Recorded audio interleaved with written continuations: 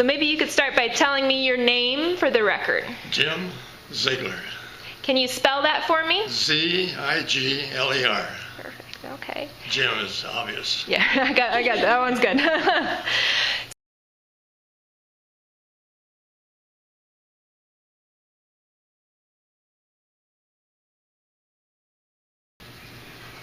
Well, I was working for Cascade Meats, which was a meat packing firm you've heard of probably. And the firm started to go bad, and so the stockholders closed it. And I was secretary-treasurer at the time and was out of a job.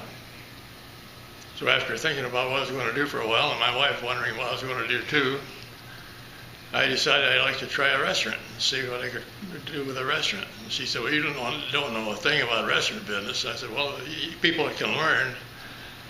So Joe Randall was only about 3 or 4 blocks away from my house to his house. So I went over at noontime several times and chatted with him, getting to the point where, are you getting old enough to retire? And he says, pretty much so. So I kept going. And after about probably 20 trips at noontime, I said, how about retiring? And he said, I've been thinking about that. So we pondered on it for a while, and then we got to the place where I said, how much do you want for the place? And he told me. So I hired an attorney, and we talked with the attorney about it. So we got his price down some where it was more logical for me anyway.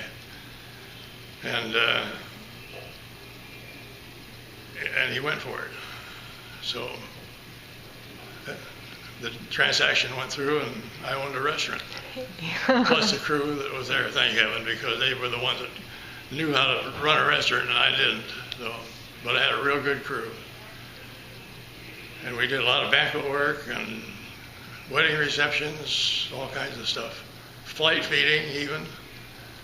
Pan Am used to come up here with a bunch of football players from San Francisco, and bring a lot of the people along that had gone to OSU apparently. They'd park out at the airport, and he wanted me to take everything off the plane, all the food things and the garbage and everything, clean up, and bring it back with the menu that he gave me to work on. And so we did the menu. We went out and got the plane cleaned out. And we got a pickup truck and took all the food out there, and we had to wash all the dishes, which were all plastic, of course, and put it back together again.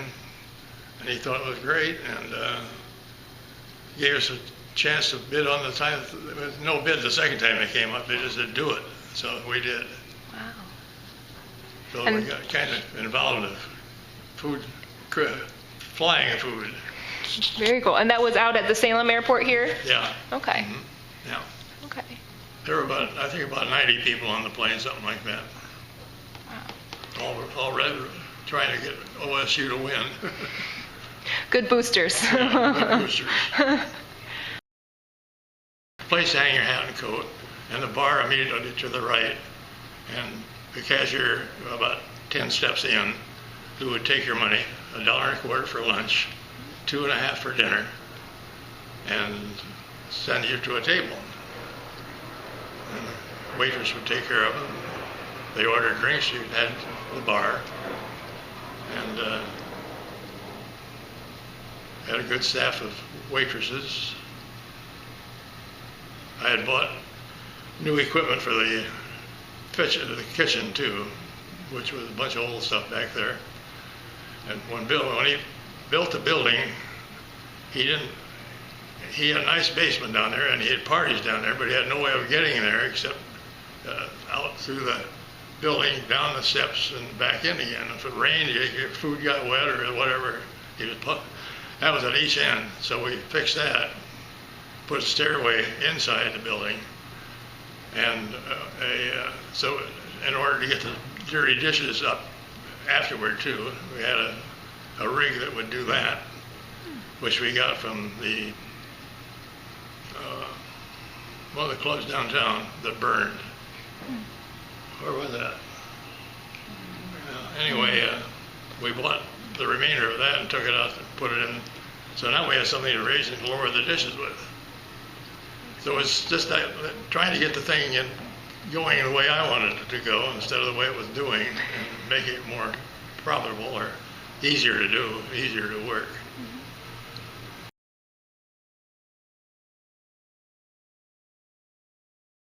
One Sunday afternoon, the cashier came in. I was in the office doing some bookwork, and she said, "You'll never believe who just came in the office." And I said, "Who?" "Don Knotts and his family, with a couple of kids. They got a great big car out in front." I thought, great. I said, I've got to call Maggie. She said, I did. And she said, "Get home right away. I want to see them." So I called one. Did you come with her then? Yeah, you took us all. Yeah. So they came over and glared at him a little bit.